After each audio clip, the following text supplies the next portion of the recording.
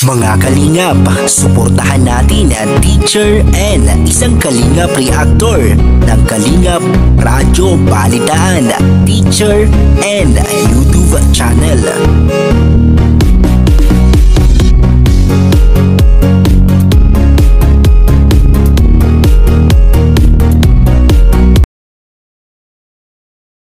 Hi everyone, this is Teacher N na bumabati sa inyo ng magandang umaga, magandang hapon at magandang gabi sa inyong lahat.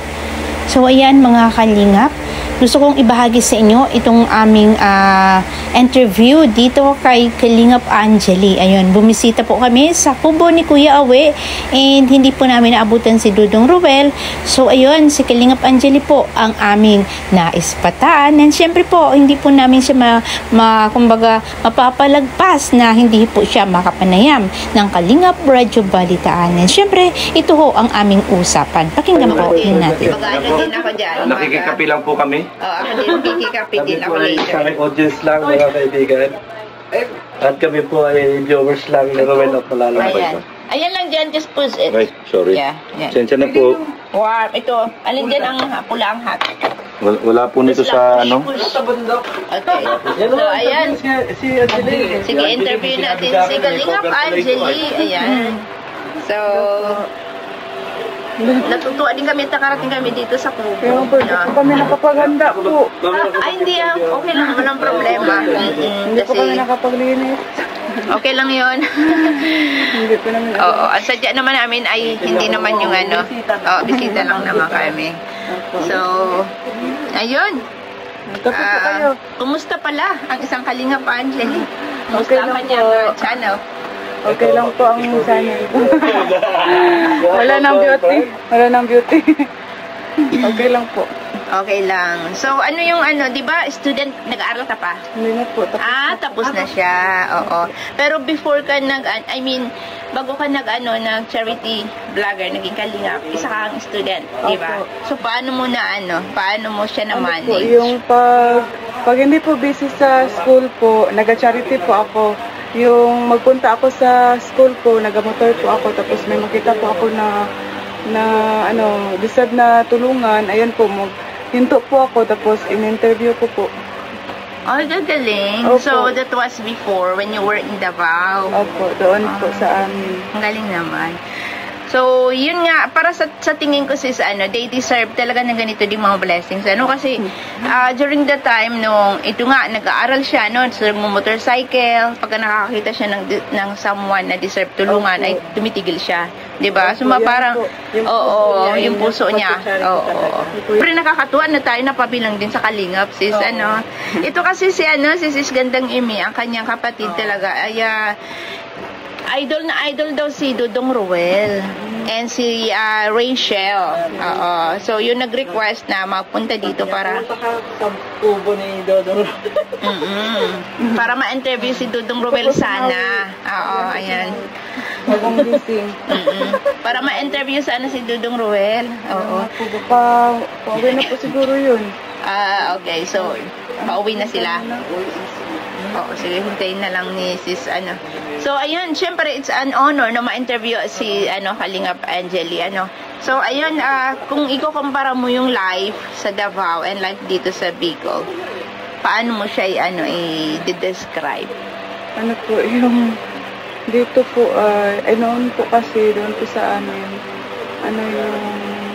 okay naman po yung buhay namin doon. Pero dito po kasi ang gusto ni Kuya na magstay. Opo, para magsama-sama po kami. Tapos yung ibang kapatid po namin na may asawa na po, doon na po sa kanila. Sa ibang lugar na po. Sa mga lugar po ng kanilang mga asawa po. Tapos kami po dito, nasama-sama po kami. Nasama po si Kuya. At dito na po daw kami. For good na talaga kayo dito. Opo, for good na po. Oo. Maganda din naman minsan kasi na magma-migrate ka doon sa place na alam mo na maganda yung Kasi yung mga kapatid din po ni Papa, nandito din po. Mga matubang. Yung environment dito sa Daet at saka environment doon sa Davao, ano ang na-experience mo dito na dito na po kami nakaranas na yung bagyo po, yung tapos Okay naman po. Okay lang naman po dito. Nung nakaranas, Yun lang po. yung unang-una yung na-experience na bagyo. Opo, nauna po namin experience. Kasi doon po sa amin hindi. Walang bagyo. Walang bagyo. Hindi lang po bagyo po. Wala pa yun, yung bagyo na yun. Kasi ako, I'm from Bicol. Alam ko yung gaano kalakas ang bagyo and talagang kailangan ang bahay, bato.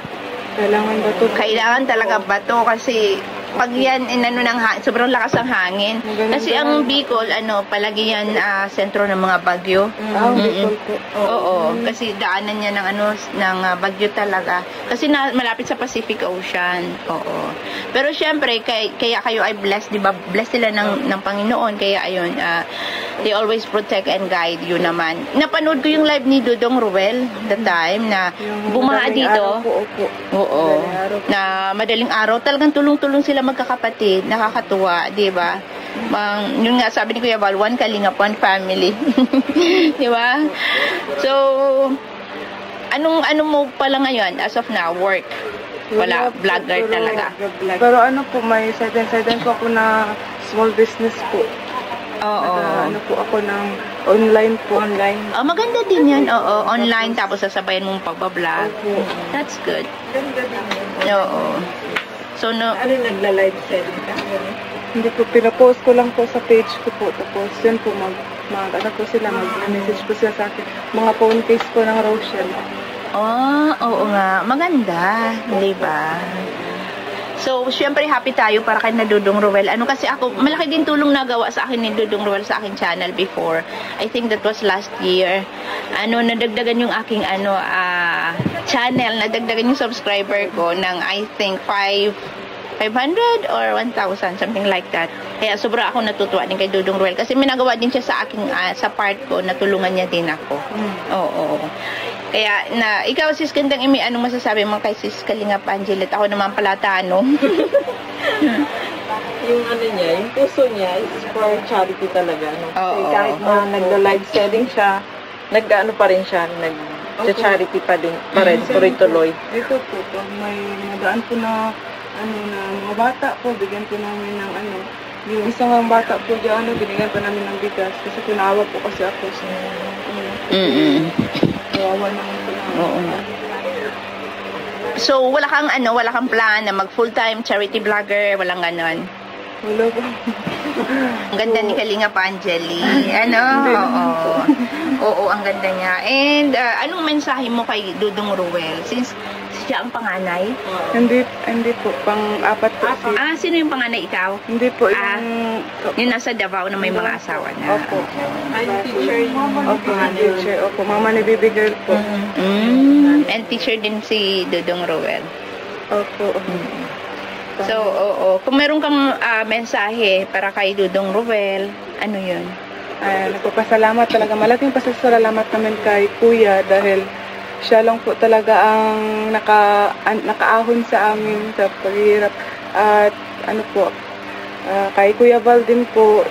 Dahil kay Kuya Val, naging po si Kuya. Noon po, field reporter po yan ni Kuya Val. Hanggang may sarili na po siyang YouTube channel.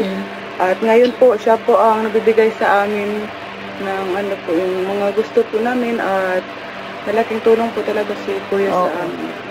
Nasubaybayan ko yan si Dudong Ruel. Opo, noon pa po. Oo, yung nagpapabahay siya ng mga magagandang babahay baga. Ang cute, Opo, yung lang po, yung mga kalakat. Oo, yung mga bangga nito. Ganito lang. Oo. At maganda din, yung nagtulak sa kanya para pumunta dito sa kina Kuya Val? Mas maganda din, mas... po, yung nagpunta po si Kuya Val doon sa Malalag, yung marami po sila. Tapos, pagbalik po ni Kuya Val, parang pinasama po siya ni Kuya Val dito. Tapos, opo, tapos doon po siya nagstay po sa Lighthouse. Doon na po nagsimula. Hanggang po sila, nagka-lab team po. Oo nga. Lab team siya. Malaki din tulong yung lab team, no? Oo, malaking tulong. Kasi doon siya nakilala talaga. Opo, nakilala talaga. Nagka-lab team. Oo. So, ayun. Anong masasabi mo? Anong mensahe mo pala kay Rachel, syempre? Bilang magiging sister-in-law in the future. Kay Rachel po, mensahe ko na sana magtagal pa po sila ni Kuya at salamat din kay Rachel dahil napakabait din ni Rachel sa amin. Tinuturing niya kami na hindi iba sa kanya, yung pamilya talaga. Ang ganda, ano? Oo, kasi subaybayan din natin yan si Rachel nung unang na-vlog ni Kalinga Prab, di ba? So, hanggang ngayon, di talaga din sila nagbabago, sila pa rin. Opo. Oo. Hanggang. O, kayo, wala ba kayong maitanong? At ako na lang palagi nagtatanong. Pinagpapawisan na si Kalinga Angeli, ano ba, ikaw naman, magtanong? Nabablanko tuloy ako. Bakit nabablanko? Ikaw naman, sisters. Iisip pa ako ng Ay, gano'n. So, ayun, mga Kalingap, ay napakasarap ng aming kwentuhan ni Kalingap Angeli. Na-ambush interview namin and she's not ready. Pinagpapawisan. Kala ko po sino pong mga dumating. Kanina pa gustong pumunta nito. Kung nanonood ka ng Karaba, Kalingap Karaba. Karaba. Doon. Ginawa yun ni Kuya Val. Teacher N, Gandang Emmy, at saka Kuya Penoli. Every 9 p.m. doon kami nagla-live. Pero mga mga Kalingap reactors. Reactors. Alam ko po yung karamihan. Kaya bibigyan natin ng reaction si Kalingap Angeli. Salamat po. Maraming salamat. Paalam na ako dahil nagtapos ko ng interview. Paalam ka na dalawa dyan. So, bye guys, I love you all. Please support Kalingap Angeli. Thank you po. Salamat po sa pagpunta rito sa Kubo. Hintayin mo si Dudong Roel. Ang sarap interview ni Dudong Roel. Ano ba yun? Tagal naman.